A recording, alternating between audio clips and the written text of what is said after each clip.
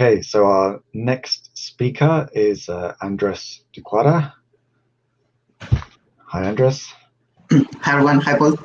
So Andres is based here at the University of Bristol, and so today he'll tell you about some work of his on multi-object operational tasks for quantum resource theories. So please take it away, Andres. Thanks, Paul, for the introduction. And well, more generally, I would like to thank the organizers for putting together this lovely workshop and for me the opportunity to present my work here. Right. So yes, today I will be going through this joint work with Patrick Lipka-Bartosik and Paul Skripczyk here present, where we introduce and characterize some multi-object operational tasks for resource theories. All right, so this is the outline. First, I'll be just going through the generalities of the framework of resource theories, particularly resource quantifiers and operational tasks. Then I will move on to the motivation behind this work and our main result, which comes in the form of these multi-object tasks. Then I will compare our results with the literature, and finally, some conclusions and perspectives. All right, so I'm going to start with saying a couple of words about resource theories. Well, first, one has to say that nowadays, pretty much any type of object in quantum theory can be thought of as an object for a potential resource theory. In this talk, I'll be addressing QRTS of states and measurements. Here, starting with states, we are going to consider that the object of the theory is it's a quantum state, which we already know. It's a positive semi-definite and trace one operator, and then one usually defines the resource, or equivalently the free set of states. In this case, in this work, we're going to be working on general terms, in the sense that this free set, this F here, is going to be any convex and closed set of states. So this means that, we can imagine that this big ellipsoid here is the set of all states for a fixed dimension. And then we define a subset of states, which you're going to call free set of states, or a resourceless set. And then, a state outside of this set is going to be called a resourceful state. And then, with these conditions, we can, for instance, talk about resources like entanglement, or coherence, or purity, and so on. Many different types of resources for states. And then, after having defined those two issues, those two items, object and resource, we then start asking questions about quantifiers, about tasks, and so on. Now let me address something very similar for measurements. Now we are going to think about a resource theory of measurements. So again, we start with the object. In this case, it's going to be a measurement, or a POVM. And as we already know, measurement is basically a collection of operators such that they are positive semi-definite and they are up to the identity. And then, similarly to the previous case, we're going to consider this big ellipsoid as the set of all measurements. We define a subset of free measurements, which in this work is going to be any convex, closed. And in addition to those two, we're going to also consider that the set is closed under a rare natural operation for measurements, which is called classical post-processing, which in principle means that, we are going to we can think about this as releveling the outcomes of measurement M into another measurement N. So, and similarly to the previous case, for states here, a measurement outside this set we're gonna address it as a resourceful measurement. And of course, with these assumptions, we can include different types of resources, as entanglement, as informativeness, and so on. And then, of course, we can also talk about quantifiers and operational tasks. But for more information about that, I will refer you to this recent review on the subject. Right. So, okay. So far, we introduce resource theory of states and one for measurements. Now we're going to be thinking a little bit about quantifiers. in particular be addressing two functions. One which is called the generalized robustness of resource, which for states it takes this form. We can think about this just as a function taking a state and giving us a non-negative number R, and for a fixed free set of states. And this number is basically telling us that it's basically quantifying the amount of a general state here, rho G, such that it has to be added, such that we somehow get inside the set of free states. This sigma here is a free state. So we take all of these decompositions and we ask for the minimum value of R. Okay, so that's the generalized robustness. And similarly, one can define another quantifier, which is called the weight of resource, which can be constructed in a similar way, although it's a bit different because now we are quantifying is the amount of this quantity W. We're quantifying the amount of this of a general state rho G, such that we can recover the original state of interest in this in a decomposition like this. So again, this sigma is a free state, and out of all of these decompositions, we ask about the one that minimizes this W. All right, so here we have defined these two functions for states, and well, similarly, we can define them for measurements. Okay, so well, it has to be said that intuitively one can think about this as somehow being the distance between this point M to the set of free states. We can think about it in this way. All right. So now, okay, so now I'm gonna, here I'm just gonna choose the last one. I'm just gonna be describing why we are interested in this type of function. So here is just the weight of resource of a measurement. And then, well, it has to be said that well, the first time this type of quantifier was introduced, to the best of our knowledge, was in the EPR2 paper, where it was introduced in the context of Bell non-locality, and it was addressed as the local part, and also it has been called as the content. And later on in 1998, in the context of entanglement, it was addressed as the best separable approximation. And okay, we say that this type of functions, well, we say that they are we can think about them as being a quantifier because, well, it satisfies some desirable properties. The first one is that it is faithful, meaning that somehow, well, it characterizes the set of free objects, in this case measurements, which means that it assigns the value of 0 to a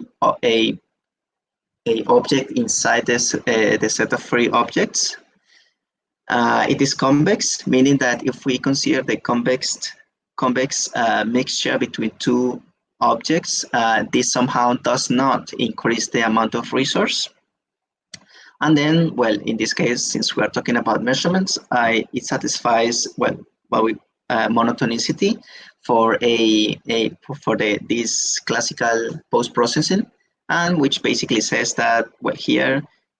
This symbol here is telling us that measurement M can simulate or can be taken to N via classical post-processing, and well, monotonicity is basically telling us that the function respects that order. Okay, so because of these reasons, those are like desirable properties, and that's why we think about this function as a good resource quantifier. And similar properties are being satisfied by the other by the generalized robustness and the other ones. Okay, so now let me introduce, well, the operational tasks that is going to be relevant here. And this one, it's going to be in the form of multi-object quantum subchannel discrimination. And well, the single object version was first defined in 2015 and by Piani and Watrous. And well, we can think about this as a task or a game, which follows these steps. Well, first, we say that there is somehow like a game where there are two agents, a referee and a player. In a first instance, the referee is going to be in possession of a set, psi, which is a set of subchannels. Basically, well, a subchannel, these ones are basically well, completely positive, trace non-increasing maps. such that when you add them all, you obtain a a completely positive and trace-preserving map. So we can think about this as dividing, as like a division of a CPDB map. All right. So now, well, the referee is in possession of those subchannels, and then the player is going to send one state raw to the referee. The referee is then going to process this state, and it's going to generate an ensemble. It's gonna pass the state through the subchannels, and it's going to generate an ensemble with these probabilities given in this way, and then it's going to send one of these states back to the player, say this one, which we're gonna call row X. Then, now in possession again of a state, the player is now going to implement a measurement on the state, and well, it's going to obtain an outcome A. Then we are also going to allow the player to classically post-process this measurement outcome A in order to produce another outcome G, and which is going to represent the guess of the player's guess of a state that was sent. So in a way, well, the goal is for the player to identify, correctly identify the state that this player received, which equivalently will be identifying the subchannel that was implemented.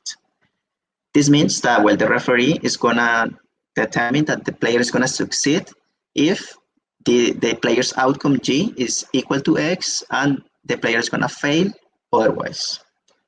Okay, following these steps, one can define the figure of merit that is going to be important for us, which is the probability of success at quantum subchannel discrimination, and it's given by this expression, where here we have, well, P of X, which is given well, by the subchannels and the state. Here we have the Born rule. Then here we have this P of G given A is basically the classical post-processing that we allow the player to implement.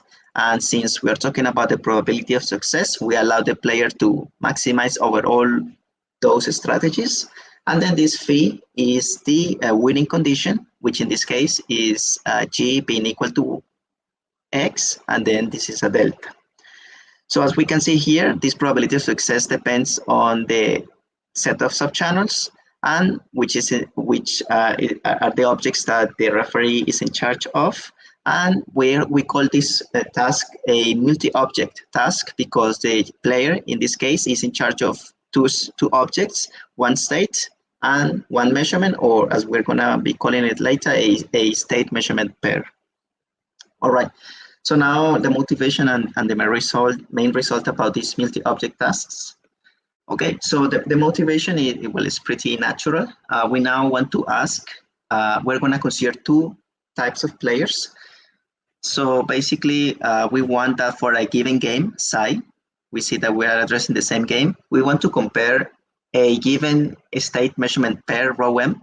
So we have this quantity here, which represents somehow that we have player using a rho and m, and we want to compare this player against the best possible free players, which means that this sigma is inside the set of free states, and n, the measurement, is inside the set of free measurements. So we want to compare these two types of players.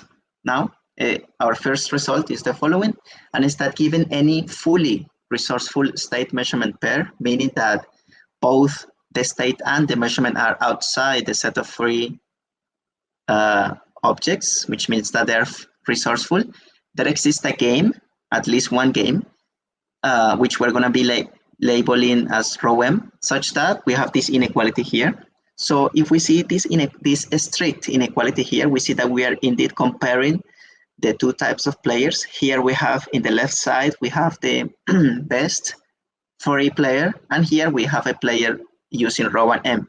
And we see that we have a strict inequality, meaning, and we can also see that they're playing the same game, meaning that using the state and the measurement, this pair rho m is useful when compared to any free pair. Okay, so that's already, well, good news. And then, well, we can just rewrite this in this way. But then we now want to ask about, well, like an extreme case, meaning that we want to make this gap, we want to explore this gap between these two players, and we want to make this we want to see how large we can make this gap, which equivalently can be obtained by maximizing this ratio over all games. So we have this quantity here. So now we want to ask for any pair, rho m, how large can we make this gap between a potentially resourceful player against the free player. So then that is going to be given by this quantity here. And then one can see that, well, our main result is basically that we can quantify this ratio by means of the quantifiers of generalized robustness of the state and the generalized robustness of the measurement. And then, well, this is our main result. And well, we see that, I mean, this type of result is interesting because, well, from the left-hand side, well, we basically have, as we have already seen, it is completely operational. We define the task, we ask about two types of players, and we compare these two types of players. Whilst from the right-hand side, we have more like a geometric type of quantity. And then, well, we have this connection here. And well, it is cool to see that somehow the usefulness of the resources, somehow it's being decoupled, as in we can identify what is the contribution of each object. Okay, the other point of interest is that here, well, we're considering general resources for states and for measurements, meaning that this F and fancy F, they are somehow independent, and we can pretty much include here different types of resources like entanglement or coherence and so on. So it is pretty general in that sense.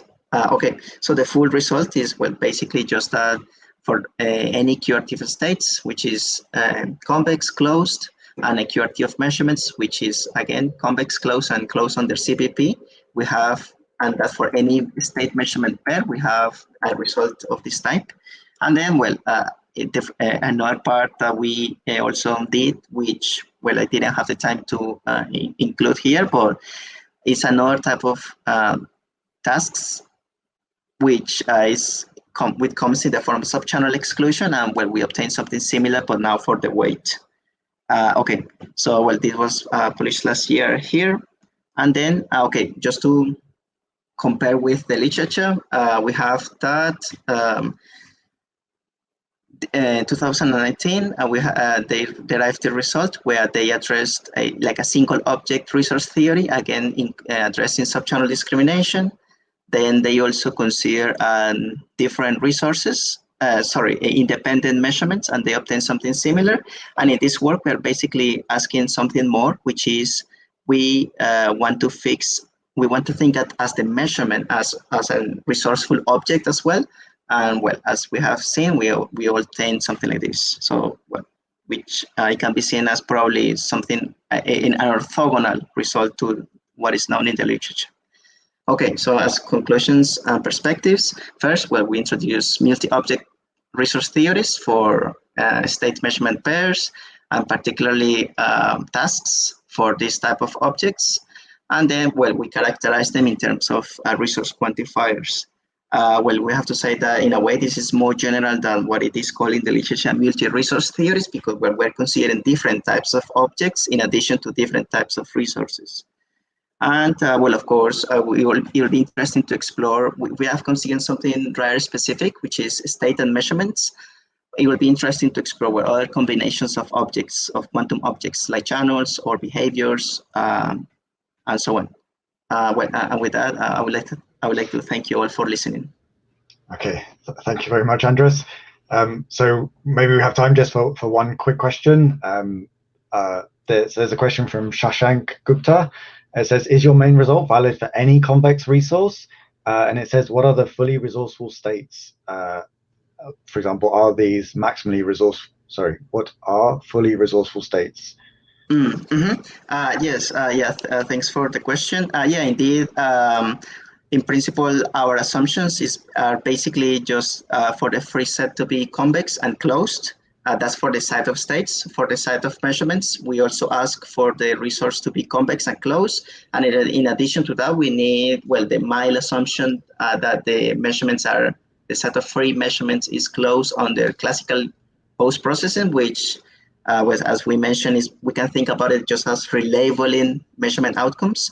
And okay, so those are the assumptions. And now,